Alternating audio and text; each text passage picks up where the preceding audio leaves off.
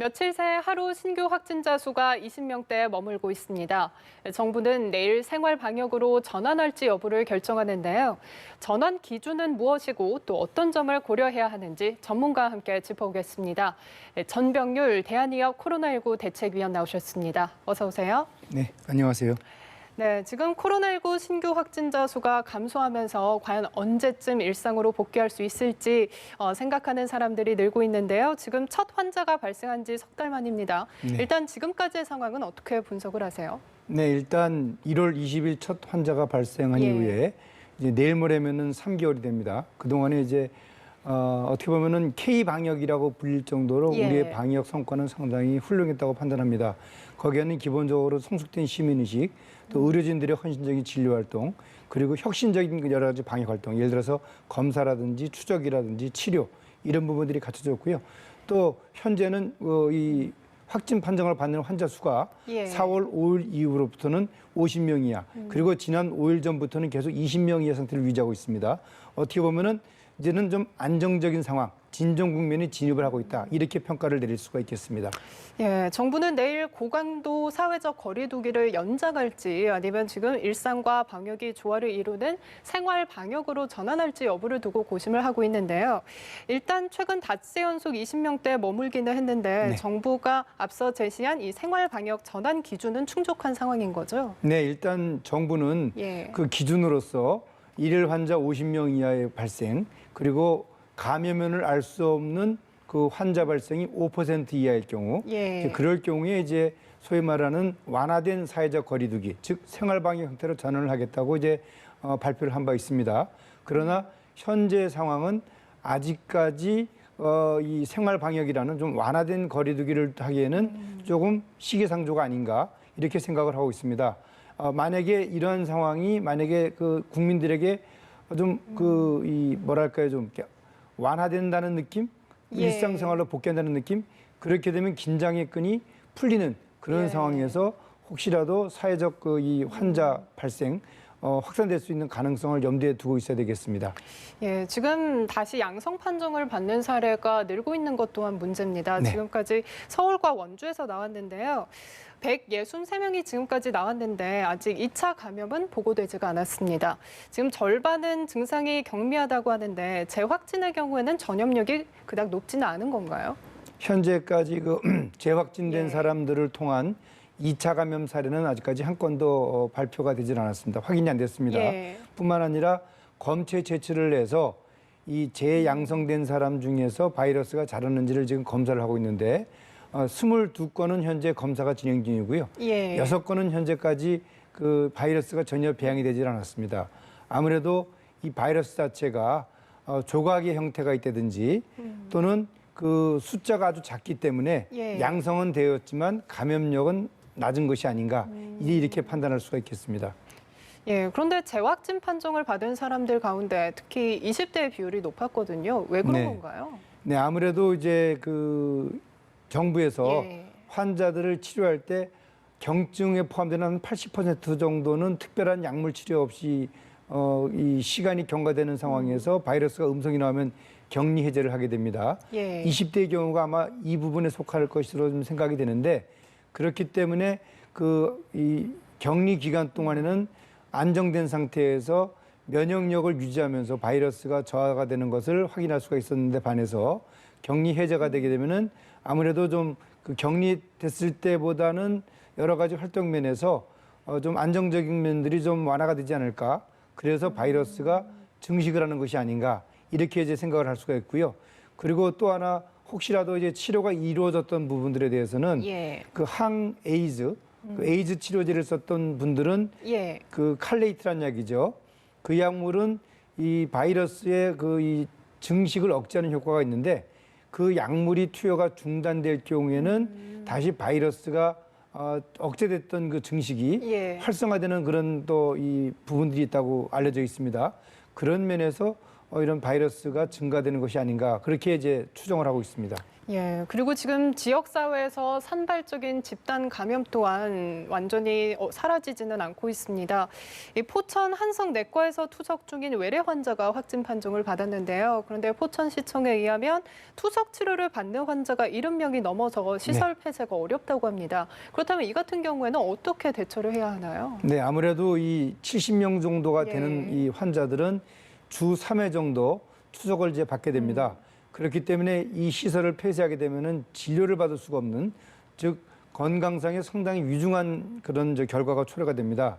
따라서 이 시설에 대해서는 매일매일 환경 소독을 실시하고요. 예. 이 70명에 대해서는 생활치료센터에 격리 조치를 한 이후에 이 보건당국의 어떤 관찰하에서 혈액 투석을 받도록 한다면은 이 감염도 예방할 수 있고 또 환자들에 대해서 정상적으로 진료가 이루어질 수 있는 그런 효과가 있다고 생각을 합니다.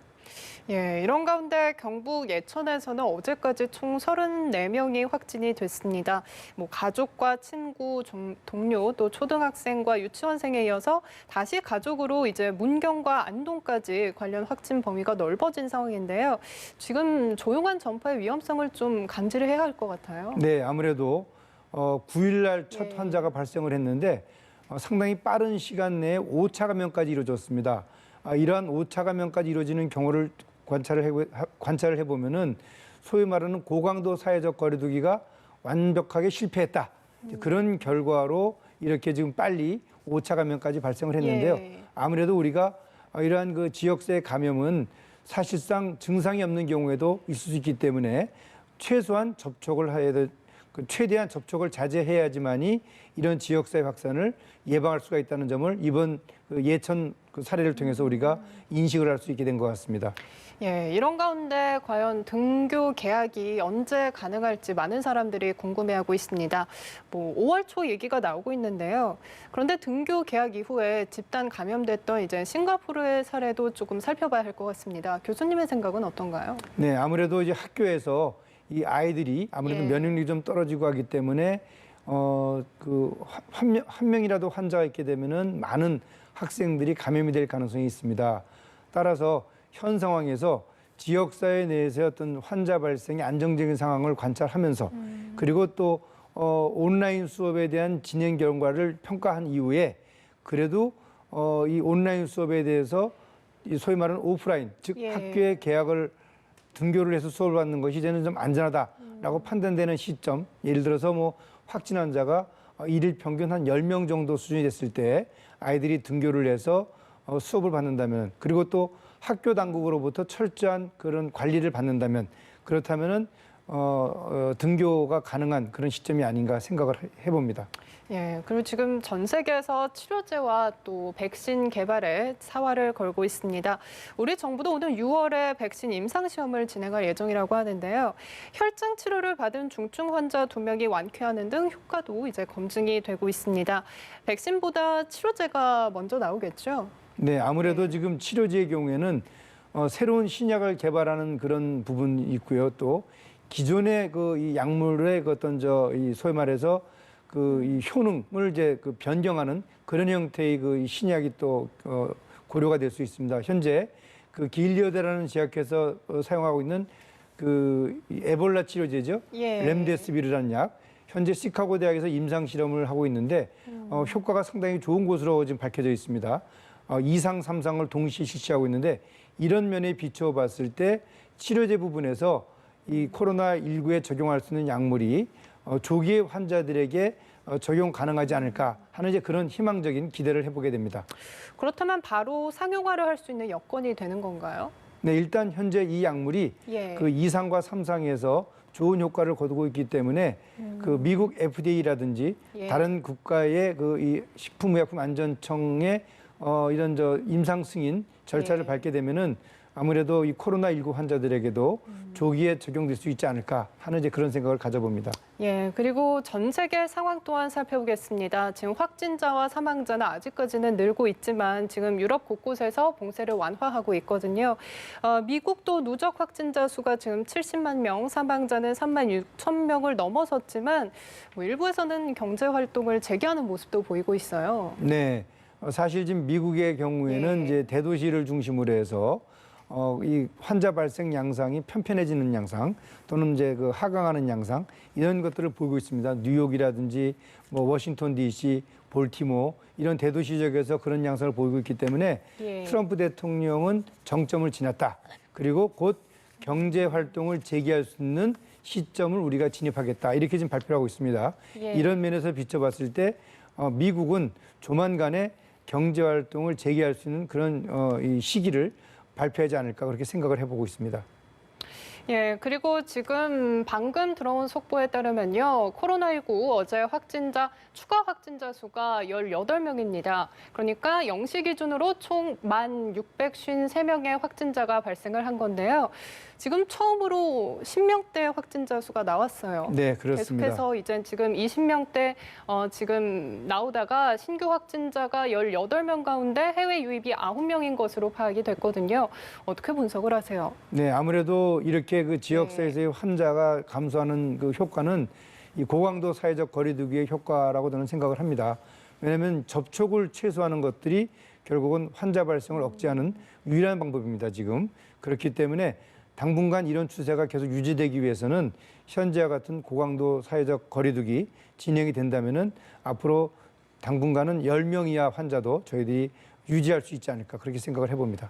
예, 지금 최근 다시 영속 20명대 머물렀고 지금 오늘 처음으로 10명대 18명의 추가 확진자 수가 나왔습니다.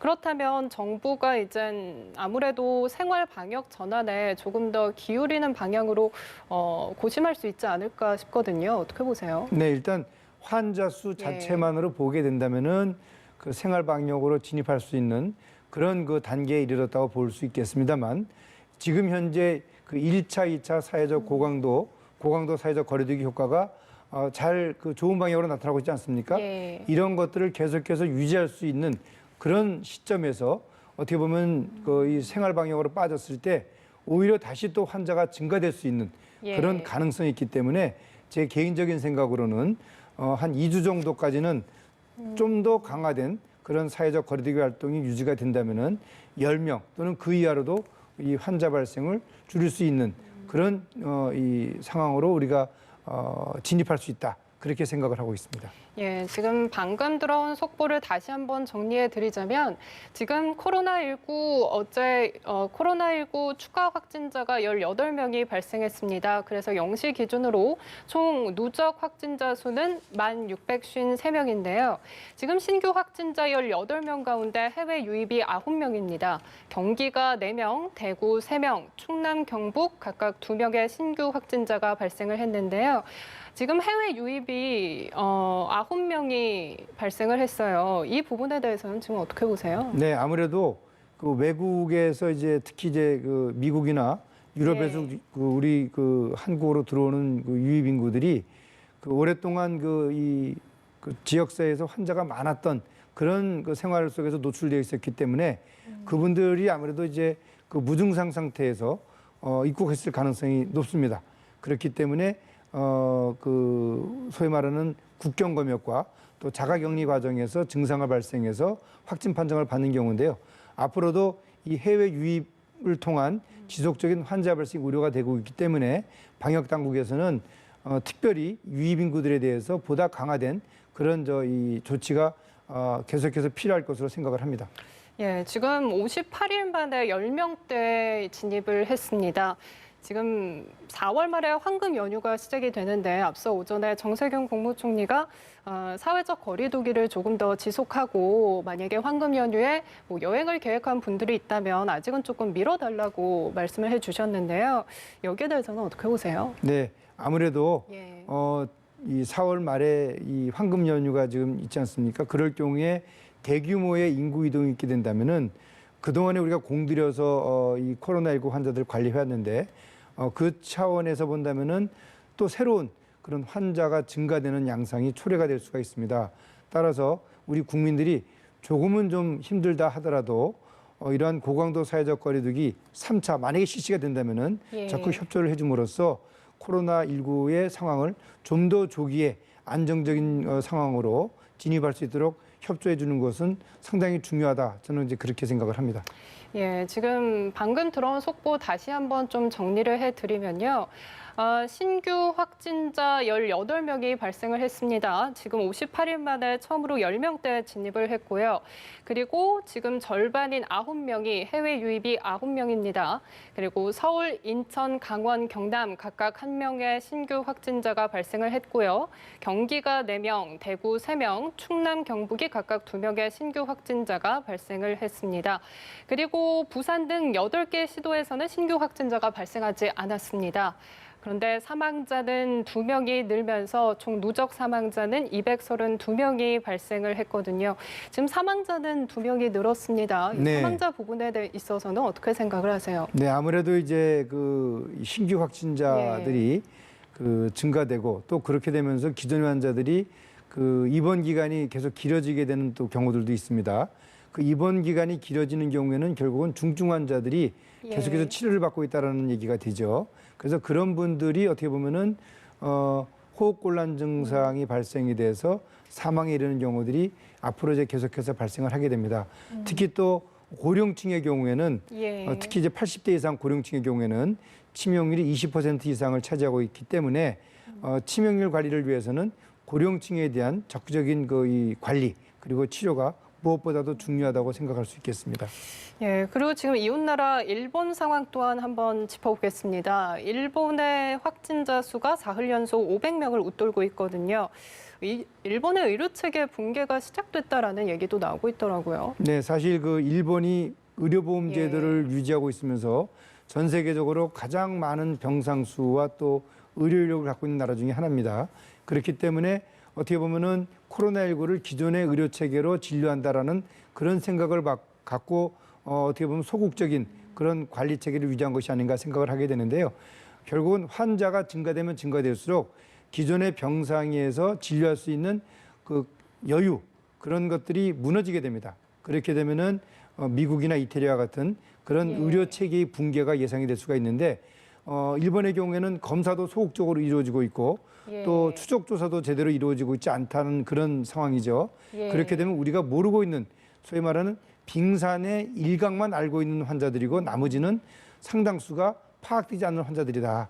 그렇게 되면 이들 환자로 인해서 상당수의 고령층, 기저질환 환자들이 대거 사망할 수 있는 그런 가능성이 있기 때문에 의료 체계의 붕괴도 어떻게 보면은 예측할 수 있는 그런 상황이다. 그렇게 보면 좋겠습니다.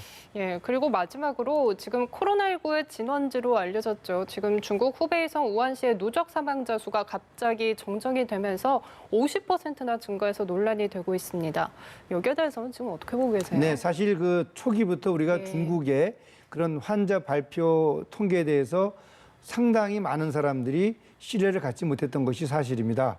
이 확진 판정 기준 자체가 계속해서 변경이 되고요. 그리고 또 대도시 중심의 이 진단 체계, 즉 농촌 지역에서 발생되는 환자들이 보고가 되고 있지 않다. 그리고 역시 또 자가에서 별도의 어떤 격리, 치료가 되고 있는 사람들도 별도로 보고가 되고 있지 않다. 이런 부분들이 그동안에 계속 문제가 됐었던 거거든요.